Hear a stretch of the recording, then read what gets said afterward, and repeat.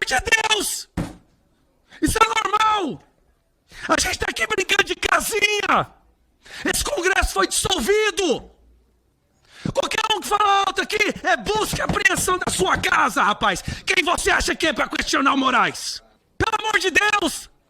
A gente vota alguma coisa ali na canetada, vai lá e derruba! Então fecha isso aqui! Assuma que é uma ditadura logo! Para de tirar tempo da gente sair das nossas famílias pra vir aqui brincar de casinha! Ninguém tá lutando pra colocar o Brasil refém dos Estados Unidos. O Brasil é um refém do mal hoje. O Brasil é um refém do crime organizado. O Brasil é refém de um ditador que saiu do controle, que até o STF admite que não consegue controlar mais. Nesse domingo, nós tivemos um avião sancionado também pela Lei Magnitsky. Um avião que foi sancionado da Rússia. Sabe por quê, colegas? Porque ele leva armamento pra Venezuela, pra Cuba, pra Coreia do Norte. Porque ele leva drogas para essas narcoditaduras e pousou no Brasil. Brasília, 8 horas da manhã, domingo, veio fazer o que aqui? O que um avião que leva droga, dinheiro sujo e arma para ditador vem fazer no Brasil? Porque falar alto no Brasil hoje é prisão, Farrur. Falar contra o Alexandre de Moraes é prisão. Mas graças a Deus ainda tem alguns com coragem para fazer isso. E a esquerda sempre se posiciona a favor de bandidos e contra as vítimas, contra a sociedade. Jair Bolsonaro se posicionou sempre em defesa do cidadão comum contra criminosos. E isso lhe custou caro. Na verdade, uma vingança de Alexandre de Moraes contra quem ousou lhe enfrentar. Me lembro até hoje, poucos dias antes do segundo turno das eleições de 2022, a apresentadora do Jornal da Globo, Renata Lopré, falou: se Bolsonaro for reeleito, ele vai partir para cima do STF. Essa foi a senha para que o sistema aniquilasse Jair Bolsonaro de todas as maneiras possíveis. Com relação à ex-presidente Dilma, as informações que nós temos, sim, que era assaltante de banco, uma ladra, na verdade. Pessoal, o clima ficou tenso ali na Câmara dos Deputados durante uma comissão sobre relações exteriores. O pessoal da esquerda tentou lacrar para cima dos bolsonaristas, mas os deputados de direita colocaram eles em seu lugar. E o deputado Gustavo Gaia, pessoal, explodiu ali porque ele perdeu a paciência. Já passou de todos os limites, pessoal. Eu acredito que você também já deve estar de saco cheio com toda essa situação. Não é possível uma única pessoa mandar nesse país desse tamanho de 220 milhões de pessoas. Isso precisa acabar. Veja agora o desabafo, pessoal. E ele falou coisas ali que talvez ele pode ser até chamado no Conselho de Ética da Câmara dos Deputados. Dá um like nesse vídeo aí, veja o desabafo e voltamos em seguida. E uma pergunta que durante muito tempo não teve resposta, agora a gente consegue encontrar a resposta dela analisando o que está acontecendo no Brasil.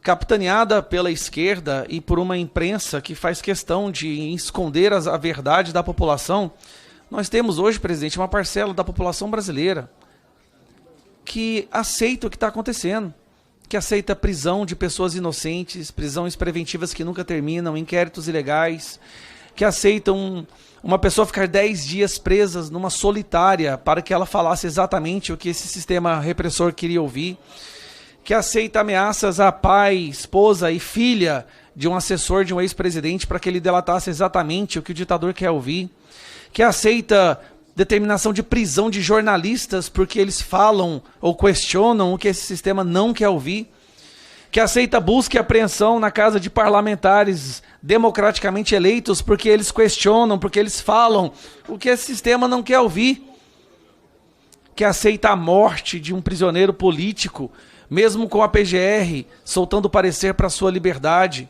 que aceita que hoje nós tenhamos juiz exilado fora do Brasil, jornalistas exilados fora do Brasil, parlamentares exilados fora do Brasil, porque eles questionam, porque eles não aceitam o que está acontecendo. Então, essa pergunta de como que a Alemanha chegou naquele nível de atrocidade está sendo respondida aqui no Brasil, com atos da esquerda. Presidente, na minha primeira fala, esse ano, na nossa primeira sessão que eu participei, eu disse: o caminho que o Brasil estava tomando ia trazer repercussões danosas, extremamente prejudiciais para a nossa nação. O Brasil se distanciando do mundo democrático. O Brasil se tornando cada vez mais totalitário. A perseguição, a censura. Dito e feito. Então eu escuto alguns colegas, que eu considero até pessoas razoáveis, sensatas, dizendo a culpa do tarifaço e que a direita celebra o tarifaço. Meu amigo, preste atenção no discurso da esquerda. Eles estão amando o tarifaço. Eles estão vendo essa briga com os Estados Unidos como o único trunfo político para poder resgatar um pouco da aprovação de um presidente moribundo que eles tinham. Ressuscitaram, eles amaram isso. E não só amaram, meu colega, eles estão fazendo questão de escalar. Preste atenção em todas as falas do Lula, em todos os gestos desse governo. Eles querem escalar, eles querem tarifaço de 100%, eles querem ser expulsos da União Europeia, de qualquer tratado, para poder, primeiro, colocar o Brasil na miséria, que é o grande sonho deles, e se juntar a países totalitários, que também é o sonho deles. Ficam querendo colocar a culpa na direita. Deixa eu fazer uma pergunta para vocês. Se nós estivéssemos nos anos 30 e pessoas corajosas na Alemanha nazista erguessem sua voz para falar contra Hitler, eles seriam traidores da soberania alemã? É isso, eu te pergunto. Seriam eles traidores da soberania alemã se eles se erguessem para falar contra Hitler? Não! Seriam uma minoria sensata que está tentando acordar aquela nação para o que vai acontecer. Hoje no Brasil é isso que tem. Tem algumas pessoas que ainda têm a coragem, porque falar alto no Brasil hoje é prisão, Farrur. Falar contra o Alexandre de Moraes é prisão. Mas graças a Deus ainda tem alguns com coragem para fazer isso. Não tem ninguém achando bom com o que está acontecendo. Nós estamos avisando, o caminho que o Brasil está indo é o caminho da miséria, é o caminho da tortura, da ditadura, da censura, da perseguição, que já está acontecendo. Não é um futuro distante, não, já está acontecendo. Nós tivemos, num país vizinho, um colega da direita assassinado por um militante de esquerda. Presidente, eu te pergunto, teve uma nota do Itamaraty sobre isso? Teve uma fala do Lula ou de alguém sobre isso? Não. Sabe por quê? Porque para eles, essa é a política democrática que eles lutam. É a exterminação de quem pensa diferente. Foi assassinado um pai de família por com um tiro na cabeça e não houve uma linha do governo brasileiro. Uma!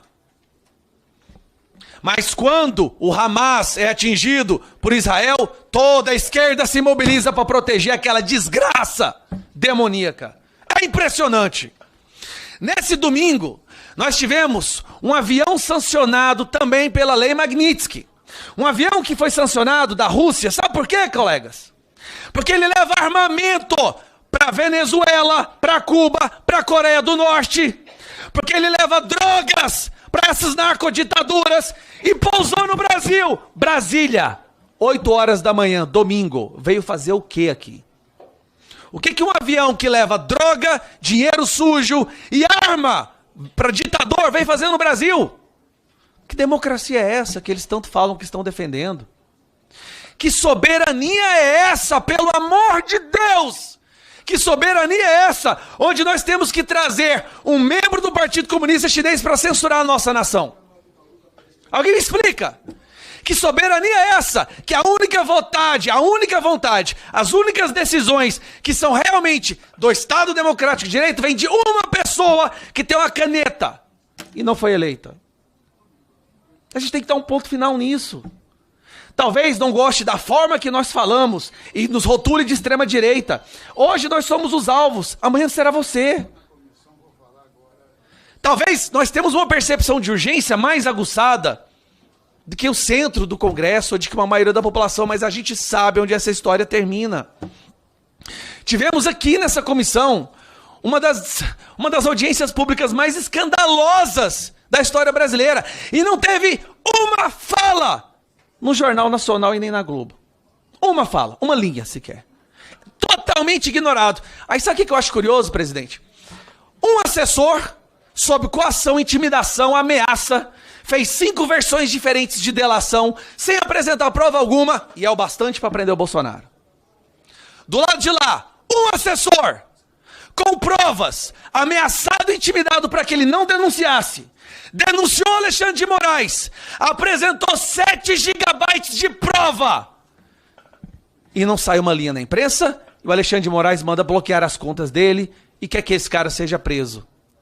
Qual é a diferença desses dois assessores? Alguém pode me explicar? Porque até agora eu não entendi. Um foi ameaçado para falar exatamente o que o Moraes queria ouvir. Trocou a versão várias vezes. Tem áudio dele, vazou, onde ele fala que ele foi forçado a falar aquilo. Mas aí vale para prisão. No caso do Alexandre de Moraes, Eduardo Tagliaferro já deu várias entrevistas, apresentou vários relatórios, deu todas as provas, botou print da chefe de gabinete do Alexandre de Moraes brincando em prender pessoas inocentes. Ó, 2018 ela postou que não gosta do Lula. Prenda!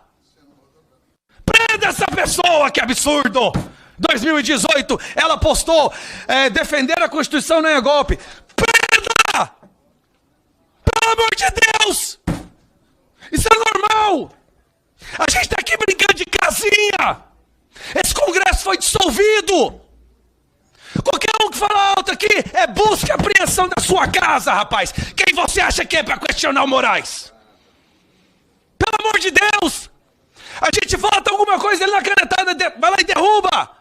Então fecha isso aqui! Assuma que é uma ditadura logo! Para de tirar tempo da gente sair das nossas famílias para vir aqui brincar de casinha. Nunca na história do Brasil foi tão importante deputados e deputadas com coragem como agora. Você foi colocado em inquérito, presidente. Eu também fui colocado em vários aqui. Nos prendam, mas nós não vamos parar de lutar pelo nosso país. Em 3 de agosto, milhões de pessoas foram para as ruas.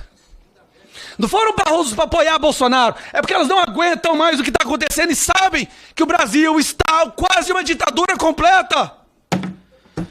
O Brasil é refém. Ninguém está lutando para colocar o Brasil refém dos Estados Unidos. O Brasil é um refém do mal hoje. O Brasil é um refém do crime organizado. O Brasil é refém de um ditador que saiu do controle, que até o STF admite que não consegue controlar mais. Agora vamos ficar em silêncio. Vamos ficar quietinho, porque talvez assim nós não seremos devorados. Covardes. Cadê as pessoas de coragem para lutar pelo nosso país? Nós temos no Senado 41 assinaturas. Maioria querendo o impeachment do Alexandre de Moraes. Por que o Alcolumbre não pauta? Não é democracia a vontade da maioria? Eu não consigo entender, presidente. Porque a definição é a vontade da maioria, o governo do povo.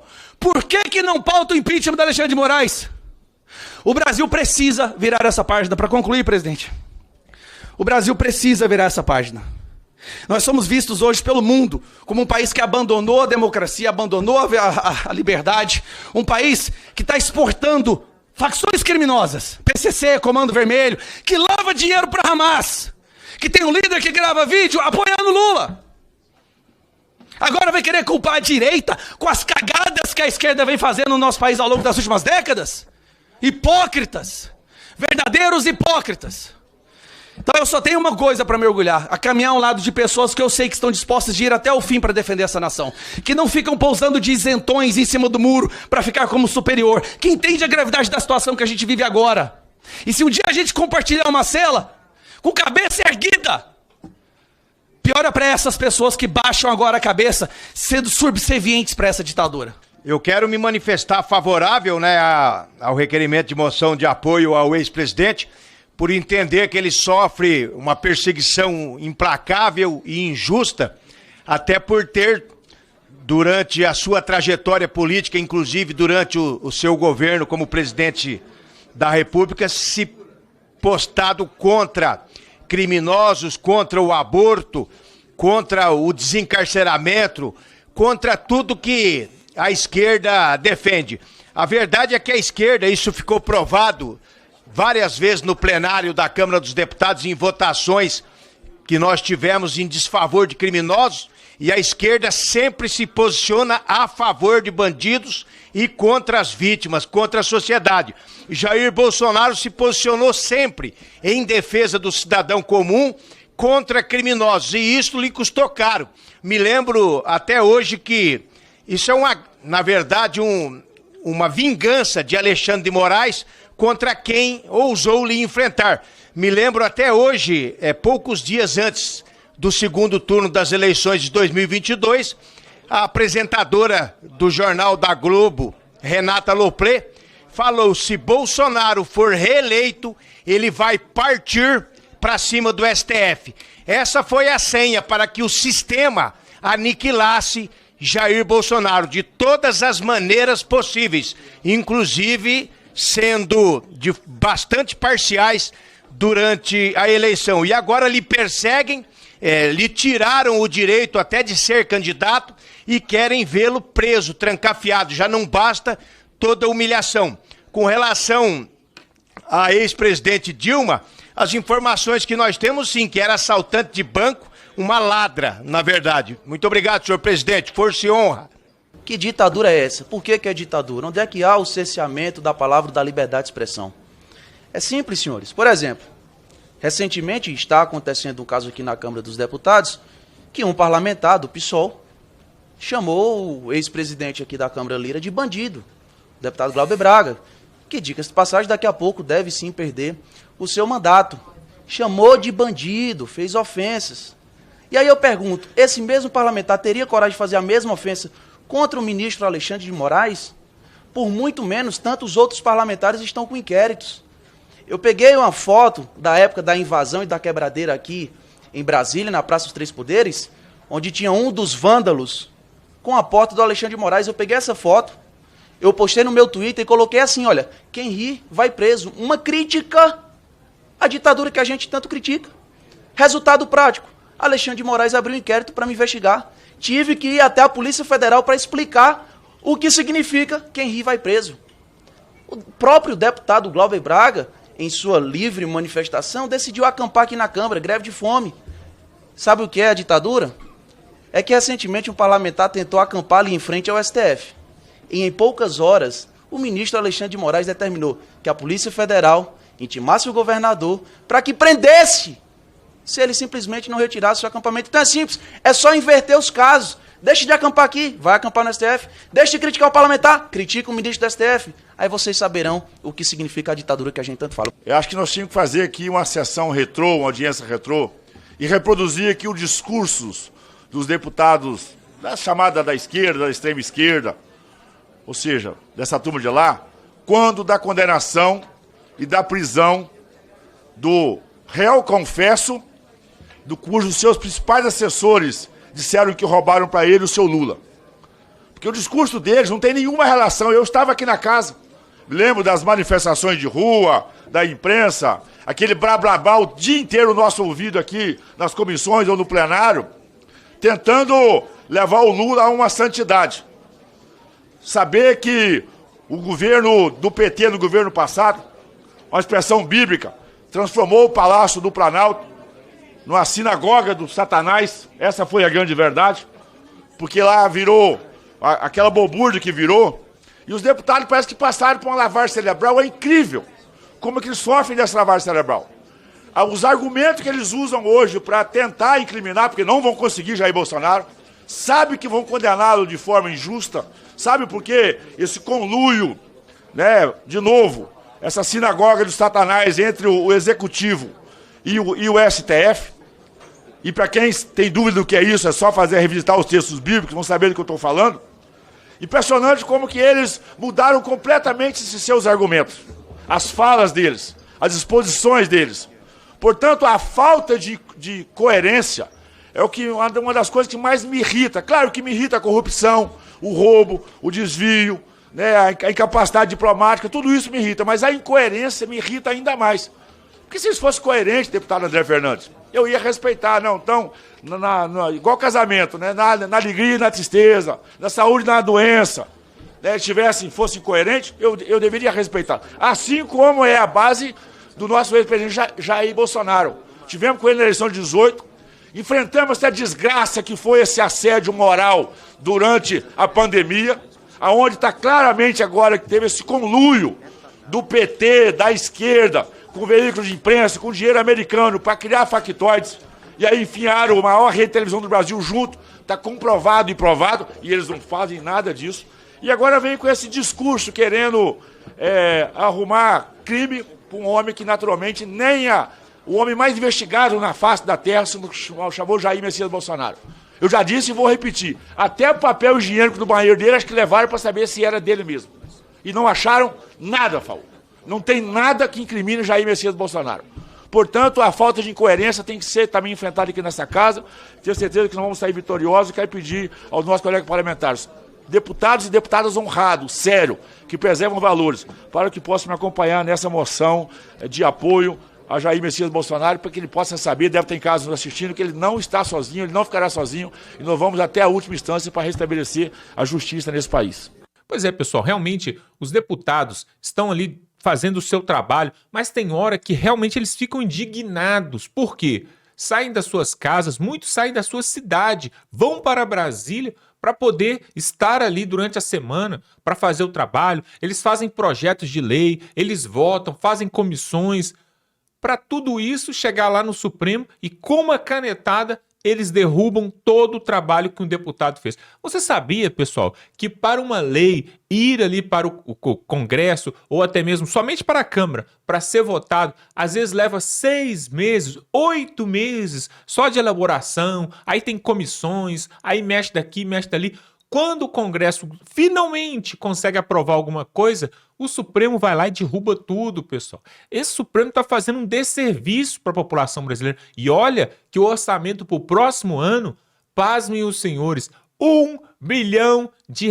1 bilhão, com B de bola e I de índio. Esse é o orçamento, não é do governo Lula todo, não. É só do judiciário. Sistema judiciário do Brasil, envolvendo STF, STJ, todo mundo.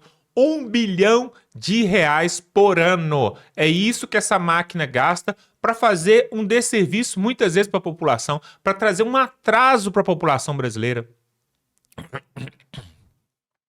Agora, tudo isso tem data para acabar, pessoal. Ontem, o Davi Alcolumbre foi colocado na parede, senador Girão, Magno Malta, até mesmo o Esperidião Amin, o velho Esperidião Amin, colocou ele ali na parede, porque realmente, pessoal, se tem um culpado de tudo isso, é também o Davi Alcolumbre. Claro, ele deve ter processos, ou amigos ou familiares, tem processo no Supremo, no Judiciário, e aí, né, um protege o outro. É por isso que o Brasil está desse jeito.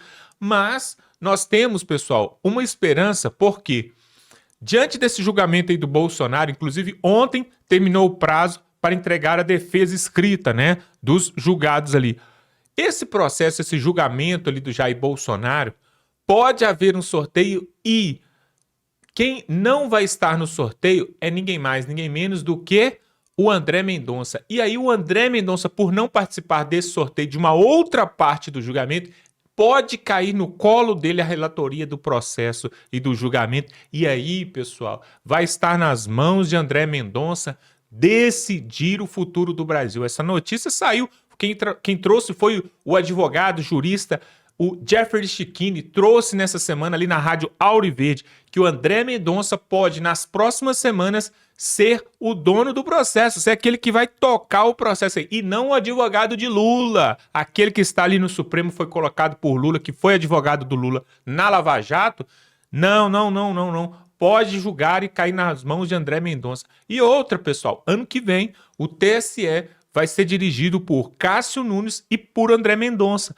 Então, pessoal, o povo brasileiro tem que ter esperança, tem que estar com pensamento positivo, com fé, acima de tudo, porque essa situação pode mudar a qualquer momento e talvez nem dependa de Donald Trump, de lei Magnitsky, de sanção, de cancelamento de visto, nada disso. Vai ser aqui mesmo e vai ser lá dentro do judiciário. Já pensou o André Mendonça dando ali o seu golpe de misericórdia e salvando o povo brasileiro? E depois o Cássio Nunes, também com o André Mendonça ali, deixando o Bolsonaro concorrer às eleições, voltando a estar elegível, seria realmente um tapa de luvas aí para a esquerda, né? Isso pode acontecer, pessoal.